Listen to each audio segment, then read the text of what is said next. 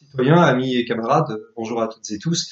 Nous sommes là aujourd'hui pour commenter un fait d'actualité qui est survenu aux États-Unis, comme vous le savez, à savoir l'élection de Joe Biden, mais plus généralement pour évoquer la question de ce qui s'est passé le 9 novembre, ici même en France, en particulier sur le plateau d'M6, nous allons en parler. C'est vrai que quand on parle de 9 novembre, on pense très rapidement à la chute du mur de Berlin, célébré comme un grand moment de libération pour les Allemands de l'Est en particulier. Les Allemands de l'Est qui aujourd'hui pourraient légèrement réviser, c'est moins que l'on puisse dire, ce jugement a posteriori, puisqu'ils ont la joie de découvrir en quoi consiste la mondialisation heureuse, le capitalisme, la construction européenne, etc. Nous n'allons pas revenir dessus, puisque vous connaissez les positions du pôle de renaissance communiste en France plus précisément. En revanche, nous aimerions commenter plus particulièrement ce 9 novembre 2020, puisque un fait à la fois anecdotique, mais finalement assez symptomatique de notre époque et de ce révisionnisme ambiant qui frappe l'histoire de notre pays, et en particulier, bien sûr, l'histoire de la résistance, et encore plus quand elle est animée par les communistes. Eh bien, un révisionnisme ambiant est en train de se développer d'une manière absolument ahurissante. Le 9 novembre, sur M6, dans une émission qui s'intitule le Morning Night, donc déjà c'est très intéressant, hein, Morning Night, on parle déjà en anglais, ça on le savait de toute façon en globish d'ailleurs, faudrait plutôt dire, on savait que la langue française était littéralement charcutée depuis longtemps par tous ceux qui cherchent à véhiculer le globish comme la nouvelle langue mondiale totalitaire.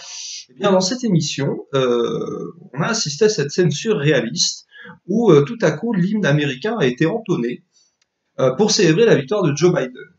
Alors, déjà, bon, l'hymne américain entonné dans une émission française, l'hymne officiel, hein, pas une parodie ou que sais-je encore.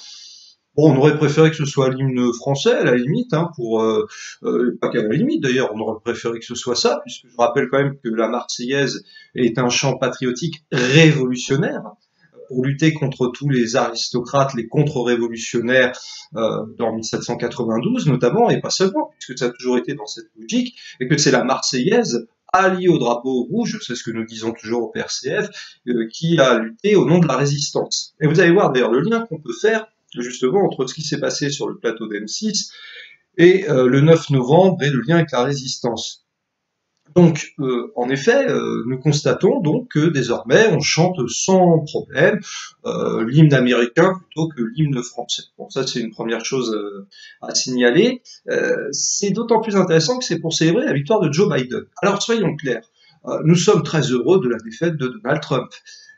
Ce suprémaciste, misogyne, raciste, qui d'ailleurs très clairement se fondait de déclarations absolument surréalistes vis-à-vis des populations afro-américaines en particulier.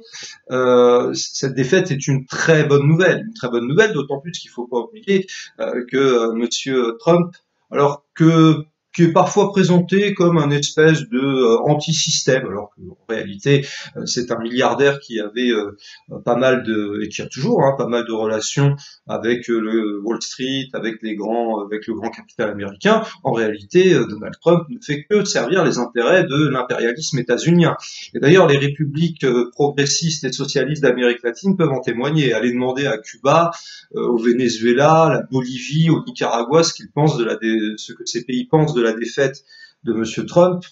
Évidemment, hein, c'est le soulagement et d'un certain point de vue une joie même. Hein. Il faut rappeler les tentatives de coup d'État contre le Venezuela en 2019 par exemple, ou bien entendu le fait qu'en Bolivie ce coup d'État avait été mené la même année. Bien. Cependant, nous n'allons pas non plus applaudir la victoire de Joe Biden, et encore moins entonner l'hymne américain pour célébrer cette victoire. Il faut quand même rappeler que Joe Biden, qui a été vice-président de Barack Obama, en tant que vice-président, a approuvé la politique d'Obama de bombardement par des drones, avec le nombre de records de morts tués par les drones américains, a approuvé finalement un pseudo-plan de relance aux États-Unis qui a donné carte blanche aux grandes banques pour repartir dans un capitalisme débridé après la terrible crise des subprimes. puis, bon, Joe Biden, il avait approuvé la guerre en Irak, et lui-même s'est déjà signalé par des déclarations racistes avérées vis-à-vis des populations afro-américaines. Joe Biden ne cache pas son hostilité impérialiste de fait vis-à-vis par exemple de la Russie ou vis-à-vis de la Chine. Alors si c'est pour amener en plus la France dans un conflit avec la Russie par le biais de l'OTAN, je ne vois pas pourquoi nous serions amenés à célébrer la victoire de Joe Biden en plus de tout ce qui a été dit précédemment. Mais finalement, ce qui s'est passé sur le plateau de Leipzig, c'est assez symptomatique d'une double évolution qui est absolument catastrophique. D'autre part, une atlantisation croissante des esprits.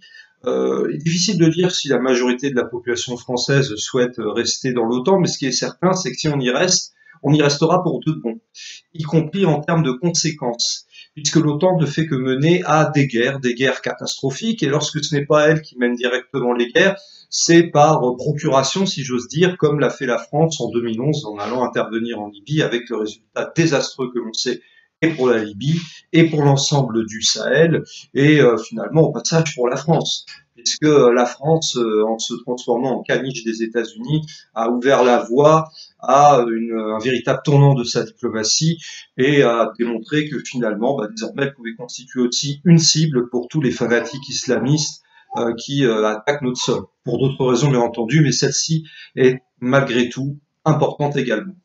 Donc ça, c'est la première chose. Et puis la deuxième chose, le 9 novembre. Parce que le 9 novembre, cette année, c'était le 50e anniversaire de la mort du général de Gaulle.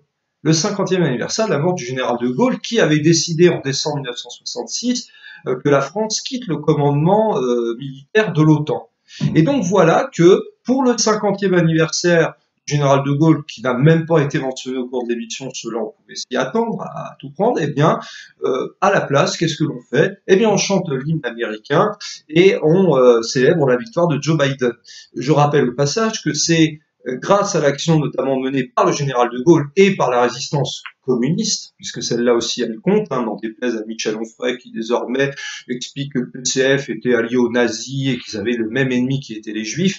Je conseille entre parenthèses à Michel Onfray d'aller voir quel était le pourcentage de juifs si ça l'obsède tant au sein du Parti communiste français, il aura des drôles de surprises. Mais voilà que le général de Gaulle, qui avait résisté au projet d'Amgot, c'est-à-dire d'occupation militaire à la fin de la Seconde Guerre mondiale, projet qui était porté par Roosevelt et par les États-Unis, et qui allait transformer la France en colonie, et bien voilà que le général de Gaulle passe complètement aux oubliettes. C'est le 50e anniversaire de la mort du général de Gaulle. Au sein du PRCF, eh bien, sur le plan de la politique extérieure, nous disons clairement que la politique qui a été appliquée par le général de Gaulle était une politique conforme à l'indépendance nationale, à la souveraineté nationale et populaire de la France, et que de ce point de vue, eh bien, cette politique devait être appuyée, au moins dans sa résistance à l'atlantisme, très clairement. Eh bien, cette politique disparaît. Elle n'existe plus, et à la place, entonne l'aude à la joie, j'allais presque dire, européiste, pour affirmer sa soumission totale et apparemment sans aucun scrupule vis-à-vis de l'impérialisme états-unien. Donc voilà, nous souhaitions simplement signaler ceci. En ce 11 novembre, d'ailleurs, je tiens à le signaler, une autre vidéo va être réalisée pour l'occasion, parce que le 11 novembre 1940, là aussi la boucle est bouclée, eh bien, c'était le jour où, place de l'Étoile, à Paris, des centaines de lycéens, d'étudiants, même des milliers de lycéens et d'étudiants se sont rassemblés pour chanter la Marseillaise en tant qu'acte de résistance à l'Allemagne nazie, à l'ordre de Vichy, à tous les collaborateurs, à toutes celles et tous ceux qui finalement voulaient réduire la France à l'état de colonie allemande. Et puis par la suite, on voit que les successeurs, eux, veulent carrément réduire la France à l'état de colonie états-unienne. Eh bien non, la France ne sera jamais un peuple d'esclaves, comme le disaient Maurice Thorez et Jacques Duclos dans leur appel du 10 juillet 1940. Et au sein du PRCF, nous sommes là pour continuer ce combat de la résistance, pour construire ces nouveaux jours heureux, pour reconstruire une république qui soit vraiment une et indivisible, sociale et laïque, souveraine et démocratique, fraternelle et pacifique. Et pour cela, rejoignez le combat. La flamme de la résistance ne s'éteindra pas, comme le disait le général de Gaulle, comme l'ont parfaitement appliqué également les communistes, et comme nous continuerons, nous, au sein du PRCF.